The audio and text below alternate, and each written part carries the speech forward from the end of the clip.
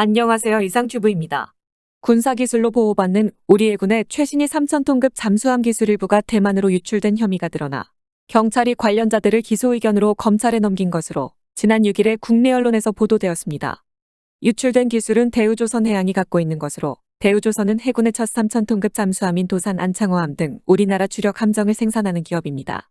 국내 언론의 보도를 종합하면 경찰은 군사장비를 무허가로 수출하고 대우조선의 잠수함 기술을 대만의 국영기업인 대만국제조선공사에 넘긴 혐의로 조선기자재 업체 A사 등 법인 3곳과 관계자 3명을 지난 3월에 검찰에 송치했습니다. 이 중 잠수함 기술 도면 일부를 갖고 출국한 뒤 이를 대만 기업에 넘긴 혐의를 받는 1명은 구속 송치됐습니다. 경찰에 따르면 이들은 원래 총 1,500억 원을 받기로 하고 대만 기업의 잠수함 제작 프로젝트에 참여하는 계약을 맺었습니다. 하지만 이 프로젝트가 진행되는 과정에서 이들은 대우조선 잠수함 건조 기술자로 일했던 퇴직자 등을 채용한 후 이 중 20여 명을 대만으로 보내 잠수함 제작에 참여하게 하는 방식으로 기술을 빼돌린 것으로 알려졌습니다. 경찰은 이들이 기술을 유출한 대가로 받은 것으로 추정되는 79억 원에 대해 기소 전 추징보전 신청을 해서 법원에서 인용 결정을 받았다고 밝혔습니다. 6일 경찰에 따르면 서울에 본사를 두고 경남 지역에서 활동하는 조선기자재 업체 A사는 2019년쯤에 대만의 잠수함 도입 사업에 뛰어들었습니다. 대만은 오는 2025년까지 자체 기술로 잠수함 8척을 만들겠다는 것을 목표로 내걸고 사업을 추진 중입니다. 대만이 입찰을 통해 이 사업에 참여할 업체를 모집할 당시 A사뿐만 아니라 다른 기업들도 입찰에 참여했습니다. 하지만 대부분 중도 포기한 것으로 알려졌습니다. 현행법상 군사기술이나 물자를 수출하려면 정부나 군의 허가가 필요한데 대만 잠수함 사업에 참여하는 것이 기술 유출에 해당할 수 있는 여지가 컸다는 것입니다. 하지만 경남경찰청 조사 결과 A사는 1,500억 원 규모의 계약을 맺고 2019년부터 최근까지 대우조선해양의 잠수함 사업부에서 일했던 퇴직자 15명을 포함해 총 20여 명을 대만에 파견한 것으로 나타났습니다. 경찰은 이들이 대만 남부 가오슝에 있는 대만국제조선공사에서 잠수함 건조 업무에 투입된 것으로 보고 있습니다. 이들 중 1명은 대우조선해양에서 빼낸 잠수함 유수분리 장치와 배터리 고정 장치 등 핵심 부품의 설계도면 2건을 대만에 넘긴 것이 확인됐다고 경찰은 밝혔습니다. 경찰은 지난 3월 A사 등 법인 3곳과 관계자 3명을 대외무역법 위반, 부정경쟁방지 및 영업비밀보호법 위반 등의 혐의로 검찰에 기소 의견으로 송치했습니다. 이 중 직접 설계 도면을 갖고 대만에 간 회사 대표의 동생은 구속되었으며 경찰은 현재 대만에 머물고 있는 이 회사 대표에 대해 수배령을 내린 상태입니다. 이들 중 일부는 잠수함을 만들 때 사용하는 일부 부품을 아예 대만으로 가지고 갔는데 공항에서 해양 플랜트 건설에 필요한 풍력 부품이라고 속여 유출했다고 경찰은 밝혔습니다. 이들은 경찰에 처음에는 문제가 될 줄 모르고 사업을 진행하다가 나중에 불법이 될 수 있다는 걸 알았지만 그만둘 수 없어서 계속 진행했다고 진술한 것으로 알려졌습니다. 이들은 1,500억 원 규모의 계약을 맺었지만 기술 유출 정황이 도중에 발각되면서 실제 받은 돈은 중도금 성격의 약 640억 원인 것으로 전해졌습니다. 경찰은 이 중 기술 유출 대가로 보이는 약 79억 원에 대해 법원을 통해 기소 전 추징보전 조치를 했다고 전했습니다. 경찰이 범죄로 얻은 재산을 빼돌리는 것을 막는 조치인 기소 전 추징보전을 산업기술 유출 사건에 적용한 것은 이번이 처음입니다. 이번 장보고급 잠수함 기술의 대만 유출을 보고 생각난 것이 바로 대만의 차세대 전투기 개발입니다. 작년에 대만 언론들은 차세대 전투기 개발에 대한 소식을 많이 다루었지만 한동안 잠잠해지다가 올 4월부터 대만의 전투기 개발 소식이 다시 보도되었습니다. 이 중 대만의 중앙사는 당초 2027년에 5세대 전투기의 모습을 보일 것이라던 중상과학원이 갑자기 2024년에 앞당겨 나올 수 있다고 말한 점은 외부의 기술 이전밖에 없다라고 전했습니다.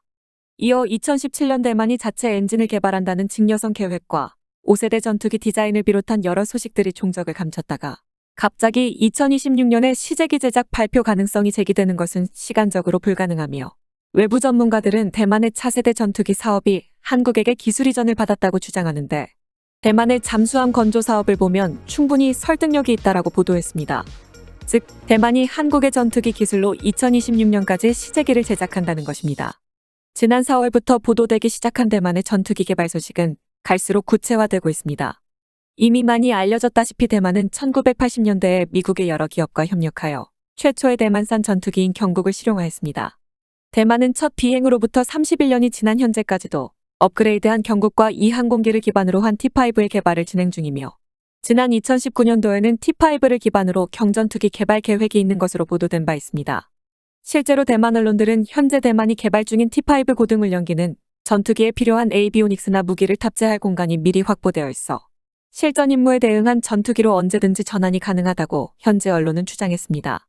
또한 대만의 국가중상과학연구원도 엔진을 포함한 24개의 주요 기술을 국산화해 T5 기반으로 차세대 전투기 개발을 검토한 것으로 알려졌습니다.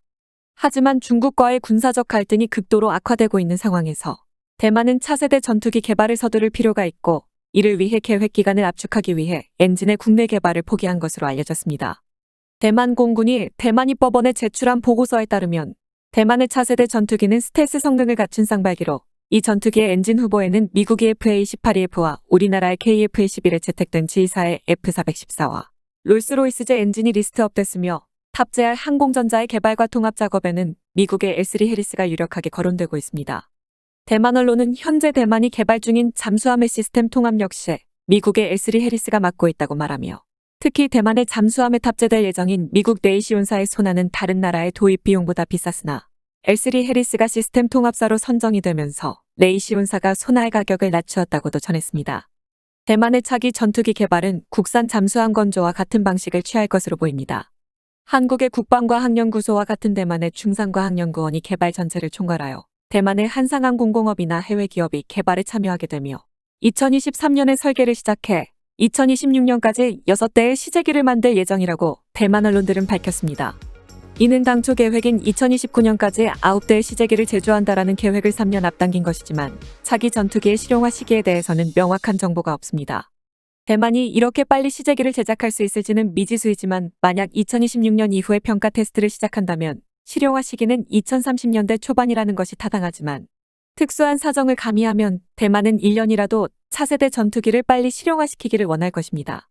대만 언론은 차세대 전투기 개발을 위해 해외의 전투기 개발 사례를 참고해야 하며 특히 한국의 KF-21의 개발 사례를 참고해야 한다고 밝히고 있습니다. 대만 언론인 TVBS는 지난 4월에 미국의 F-35를 구입할 수 없는 대만은 첨단 전투기를 자체 제작해야 하지만 첨단 전투기의 기술적 문턱은 매우 높아 전투기 개발에 한국의 사례를 참고해야 한다며 해당 분야 전문가들의 인터뷰를 실었습니다. 대만에서 미라주 전투기를 조종했던 전 대만 전투기 조종사 응태경은 해당 매체와의 인터뷰에서 대만이 경국 전투기를 개발한 이후 이미 시간이 오래 지나 4.5세대 전투기, 더 나아가 5세대 전투기를 대만이 지금 당장 제작하는 것은 무리가 있다며 한국이 KF-21 전투기를 제작할 때 외국의 기술진들과 협의한 것처럼 대만의 전투기 사업에 한국의 기술진들이 대만에 들어오는 것은 지극히 당연하다고 말했습니다. 또한 대만의 국정기금운영위원회 개중위원은 첨단 전투기를 개발하기 위해서는 개발 경비가 천문학적으로 많이 든다며 유럽의 단일 국가도 이 정도의 개발 자금을 부담할 수 없을 정도로 높다라며 여러 나라가 연합해야 차세대 전투기를 개발할 수 있으며 대만 단독으로 이 정도의 개발 자금을 집행할 능력이 없다라고 지적했습니다. TVBS 기자도 5세대 전투기는 초음속 순항과 스텔스 능력, 그리고 최첨단 항공전자 등의 3가지 정의를 갖고 있지만 대만은 첨단 기술은 고사하고 전투기의 소재 기술, 예를 들면 스텔스 도료, 심지어 캐노피까지 기술 진입 장벽이 매우 높아 대만의 자체 국력만으로는 이러한 기술을 개발하기는 어렵습니다라고 말했습니다. 이어 TVBS는 미국이 F-35를 개발하기 위해서 전 세계 동맹국들과 협력하여 개발 비용을 분담하고 F-35를 발주한 국가들도 대부분 처음부터 참여한 동맹국들이었기 때문에 대만의 전투기 개발 모델로 적합하지 않지만 한국의 KF-21의 개발 모델을 대만이 거울로 삼을 수 있을 것이라고 전했습니다. 이어 한국이 2016년부터 미국과 인도네시아와 합작으로 개발한 KF-21 보람의 전투기는 5세대 전투기와는 비교할 수 없지만 항전 설비와 스텔스 능력을 갖추고 있으며 과거 대만이 한국의 항공산업을 앞섰던 것과 비교하면 현재 대만의 항공산업은 한국에 크게 뒤처지고 있는 것으로 보인다고 전했습니다. 대만 국가안보그룹 지혜종연구원은 대만이 글로벌 전투기 산업 공급망의 일원이 될 수 있는 능력을 가질 수 있는 프로젝트를 목표로 삼아야 합니다. 글로벌 전투기 산업 공급망의 일원이 되기 위해 핵심 기술과 여러 구성 요소를 개발하는 것입니다. 가장 중요한 것은 목표 시장이 어디인지를 결정해야 합니다라고 말했습니다. 이처럼 점점 구체화되고 있는 대만의 차세대 전투기 개발 사업이 한국과 연관이 되어 있는지는 알 수가 없지만 이번 장보고급 잠수함 기술 유출이 사실이라면 우리나라의 KF-21 기술의 대만 유출은 완전히 터무니없는 이야기는 아닐 수도 있다라는 생각이 듭니다. 이상 마치겠습니다. 시청해주셔서 고맙습니다. 이상튜브였습니다.